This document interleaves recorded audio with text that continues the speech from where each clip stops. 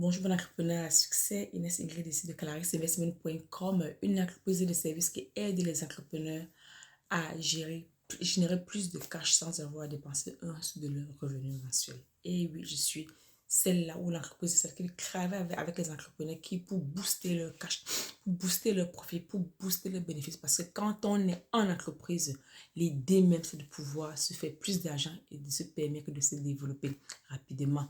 Je suis là pour parler de motivation, je parler de succès parce que je viens vous parler avec vous 5 choses qui te permettent de réussir. 5 choses que tu vas faire au quotidien qui vont te permettre d'aller plus loin, qui vont te permettre de réussir, qui vont même exploser ton chiffre d'affaires plus tard et surtout apporter ton entreprise à un niveau supérieur. C'est parti. On revient donc. La première des choses, c'est qu'il faut toujours avoir une raison derrière ce que tu fais. D'accord? Pour ceux qui me rejoignent pour la première fois, abonnez-vous sur cette chaîne et surtout, mettez un pouce de like, d'aimer et n'oubliez pas de partager cette vidéo parce que ça va sauver et aider une personne autour de vous qui a besoin de ressources ou qui a besoin d'entendre ces paroles venant de la bouche de quelqu'un d'autre. 5 choses qui vont t'aider, qui peuvent aider. Si tu es un entrepreneur ou si tu penses à devenir un entrepreneur ou si tu travailles sur des projets d'entrepreneuriat, excusez-moi, il est vraiment important en tant que chef d'entreprise de pratiquer ces choses-là au quotidien qui va te permettre d'aller plus loin, qui va te permettre d'être propulsé au plus haut. La première des choses, c'est toujours d'avoir une motivation en fait. Beaucoup de personnes qui n'ont pas une motivation à faire des choses à un moment donné, ils ont du mal à traverser les périodes basses et les périodes difficiles dans leur vie. On se retrouve que au boulot, par exemple, tous les jours, quand tu arrives le matin, tu fais juste un boulot pour le faire.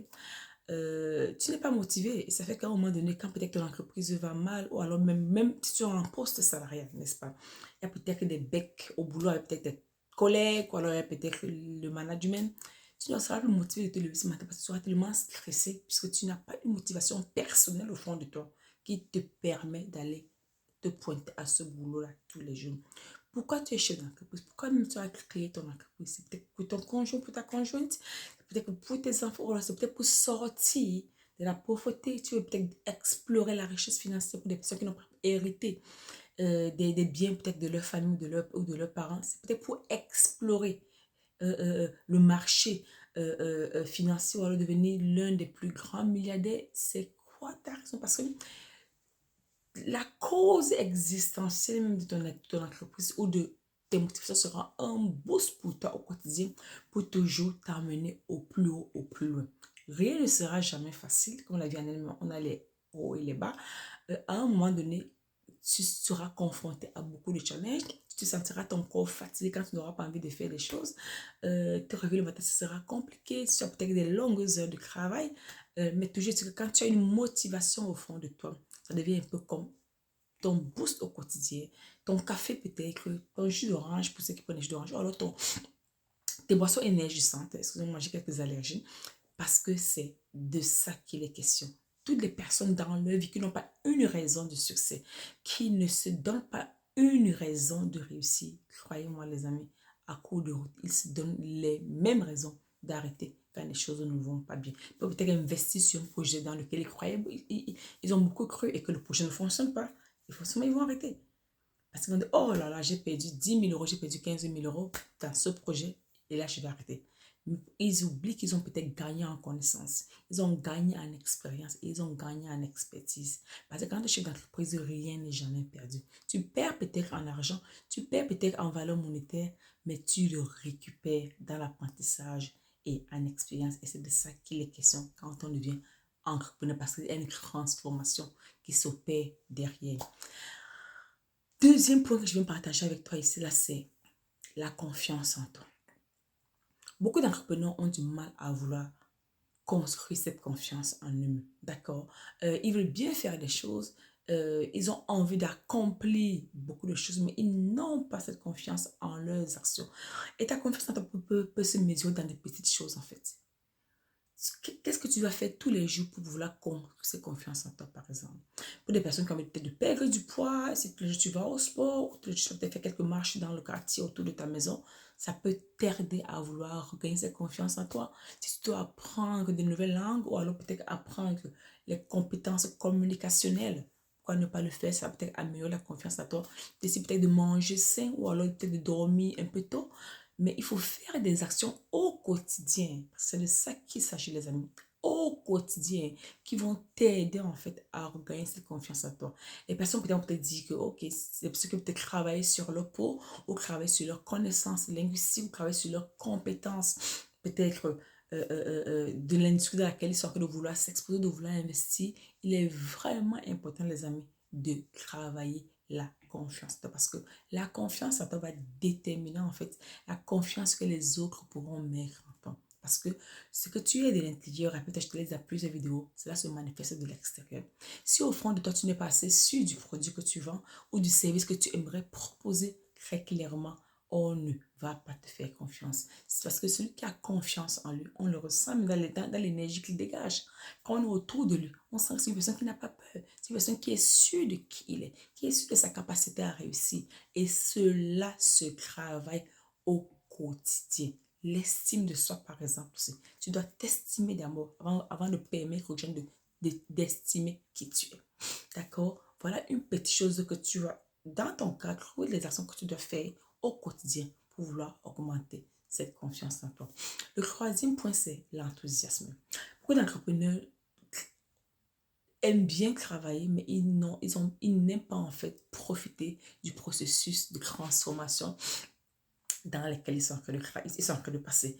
Oh non, je suis fatiguée parce que quand tu es un entrepreneur, quand tu travailles sur un produit, tu peux de- de- tu restes à la maison, tu sors moins, voilà, tu sors moins, tu ne vois plus tes amis comme tu veux, ta famille même, tu ne les vois plus comme tu veux, tu es toujours en train de travailler, les petits loisirs de la vie, n'est-ce pas, tu te les prives en fait parce que tu as envie d'accomplir un projet, tu es en train de travailler sur une destination et tu as franchement envie, tu te donnes les moyens de les faire parce que tu as envie que cela réussisse. Et quand tu as cet enthousiasme-là au fond de toi, tu ne vois pas le temps passer. Tu te permets de travailler 10 heures, 15 heures par jour. Si tu es juste comme en salle, un poste, tu peux peut-être passer du poste salarial à un chef d'entreprise, forcément, tu finiras tes 8 heures, tes 10 heures de travail au bureau et arriver à la maison encore, tu vas te concentrer encore quelques heures de travail. C'est sûr que ça va peut-être amener quelques conflits pour ceux qui sont en couple ou avec des enfants, mais toujours que ça demande de l'organisation et tes week-ends sont un peu privés parce que tu travailles sur un projet. Mais c'est toujours qu'il faut le faire avec beaucoup d'enthousiasme parce que s'il n'y a pas l'enthousiasme dans ce que tu es en train de faire, très clairement, tu vas abandonner, tu ne vas pas avancer, tu vas perdre en fait l'objectif que tu t'es fixé. D'accord? Donc, il est vraiment important de vouloir travailler cet enthousiasme-là au fond de toi pour que ça te soit également une motivation seconde pour te permettre d'avancer vers ton chemin du succès. Le quatrième point que je viens parler également, c'est l'expertise. Oui, tu m'as bien entendu, c'est l'expertise. L'expertise dans tout ce que tu aimeras accomplir. Beaucoup d'entre nous sont des chefs d'entreprise, mais ils essaient toujours de vouloir déléguer certaines choses qu'ils ne savent pas faire, alors que ça peut s'apprendre. C'est un problème. Au lieu d'embaucher une agence communicationnelle pour toi, et quand tu es encore en démarrage, pourquoi ne pas travailler, essayer de travailler ta communication, ta compétence, ce côté-là, pour pouvoir être meilleur dans ta communication. Chez d'entreprise, on arrive dans le bureau, tout est désordonné partout, les ordinateurs sont obsédants dans tous les sens, rien n'est rangé. Alors, si tu dois travailler de ce côté-là également, tu peux également travailler ta capacité à être rangé, également à ranger ton bureau. C'est quelque chose que tu peux apprendre. Si tu es peut-être dans la construction, tu es peut-être un chef d'entreprise, peut-être les maçons ou les techniciens ou alors même les ingénieurs en génie civil, tu dois aussi apprendre à parler aussi le langage, même si tu as traversé l'étape ou le poste de technicien, tu es maintenant peut-être un exécutif, c'est pour ça que tu es une entreprise, mais toujours quand tu communiques avec ces personnes-là, tu dois apprendre à communiquer à leur niveau, d'accord? C'est comme on parle à un enfant de 5 ans. Il y a toujours une façon de parler peut-être aux enfants, aux adolescents ou alors aux adultes. Parce que quand on parle aux enfants, on va mettre beaucoup d'amour dans leur communication avec ces enfants-là pour qu'ils ne se sentent pas blessés. D'accord? Et là, souvent, c'est important aussi quand on est chef d'entreprise. Parce qu'on embauche beaucoup de personnes et beaucoup de personnes à différents niveaux. Donc, on vient se passer comme un psychologue Quand on parle, comme si on communique avec des enfants, c'est parce qu'on est responsable, non seulement de la carrière ou des carrières de ces personnes-là, mais aussi de la vie future de nos collaborateurs. Et ça fait qu'en tant qu'un chef d'entreprise, ton rôle, c'est également de travailler sur ces compétences-là, même si ce ne sont pas tes compétences techniques de départ, tu dois donc travailler sur ces compétences-là pour te permettre très clairement de vouloir aller plus loin et surtout garder tes collaborateurs parce que le but c'est de bâtir une entreprise.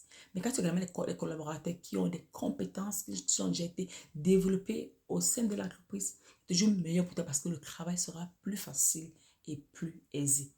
D'accord? Que d'embaucher tout le temps qui va te permettre très clairement de peut-être rater l'essence de ton entreprise et toujours être toujours à la même manière parce que tu passes ton temps à embaucher et à former les personnes. Mais quand tu les as déjà formés, à un moment donné, vous travaillez juste ensemble pour pouvoir développer en fait cette entreprise-là. Parce qu'ils auront déjà la vision, ils vont t'aider à implémenter cette vision au sein de l'entreprise.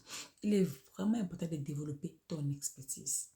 Ton expertise est en beaucoup de choses. Je vais dire, découvre des lacunes que tu as en tant que personne, en tant que chef d'entreprise et travaille là-dessus pour pouvoir apporter une expertise dans ce domaine-là qui te rendra meilleur. Le cinquième point et le dernier que je vais partager avec toi ici, parce que je ne veux pas que cette vidéo soit longue, ce sera la préparation. Rien ne se fait par hasard dans la vie des amis. On ne devient pas un entrepreneur par hasard. D'accord? On n'écrit pas un livre par hasard. On n'est pas... c'est pas comme à l'école, quoi. On n'a pas un master par hasard. On étudie, on prépare des examens, on prépare les oraux, on prépare les présentations, on prépare les séminaires et on prépare les workshops. Même si vous êtes juste là comme participant, c'est toujours mieux de partir préparer comme participant, comme ça vous allez un peu gagner le meilleur de ces cours-là que de juste partir comme ça comme représentant. Et vous sortez de cette formation-là sans avoir bien compris, sans que votre cerveau n'ait pu assimiler très clairement les concepts de quoi vous étiez parti. Et la préparation commence toujours par la veille, d'accord? Pour des personnes qui vont au boulot le lendemain matin, ils préparent la veille. Moi, par exemple, ma semaine de travail est toujours préparée peut-être à partir de dimanche soir.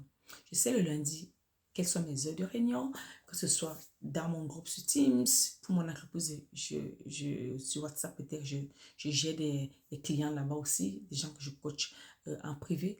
Toujours, quand j'ai des communications comme ça, là, moi, j'essaie de me les préparer à l'avance que de mettre près de coup. Là, mais là, je travaille avec une personne pour pouvoir bâtir ces reporting sheets, ces fichiers de report, de rapport, c'est ça en anglais, en français, n'est-ce pas, pour lui permettre de pouvoir faire son reporting dans son entreprise. Et il est vraiment important, les amis, de pouvoir travailler là-dessus et de prendre la peine de profiner ce genre de choses parce que le précipiter ça, tes clients vont le ressentir. Si tu as une conférence à préparer au boulot, par exemple, ou alors même des réunions, donne-toi 2 jours à l'avance pour les préparer. Prépare tes PowerPoint, relis-les, mais toujours est-il que la préparation est bien. Parce que tu ne sais pas comment, sans être préparé, tu ne vas toujours pas réussir. Un adage qui dit que le succès, c'est quand la préparation rencontre l'opportunité, d'accord? Donc, en tant que chef d'entreprise, les amis, il faut toujours et toujours et toujours sortir préparé. Les femmes, souvent, on se lève le matin, souvent, on est préparé parce qu'on prend le temps de prendre un bain, de faire les gommages à gauche et à droite. Après, on va faire les make-up parce qu'on a envie, on a une image qu'on aimerait présenter. On a une communication visuelle qu'on aimerait bien passer au monde. Effectivement, c'est ça. Et généralement, quand les gens qui vous voient sur les réseaux sociaux, ou alors même à la télé, généralement, quand vous sortez justement dans le normal de vous, vous avez toujours besoin d'être beau, d'être bien présentable parce que vous ne savez pas qui vous allez rencontrer sur votre chemin. Pareil au boulot, pareil dans ton entreprise en tant que CEO, chef d'entreprise, pareil dans tout ce que tu aimerais accomplir dans la vie. Chaque jour, travaille ton quotidien à être toujours préparé. Tu as un rendez-vous chez le médecin, prépare ce rendez-vous chez le médecin. Te lève à parler chez le médecin parce que c'est un rendez-vous, non. Prépare même tes questions.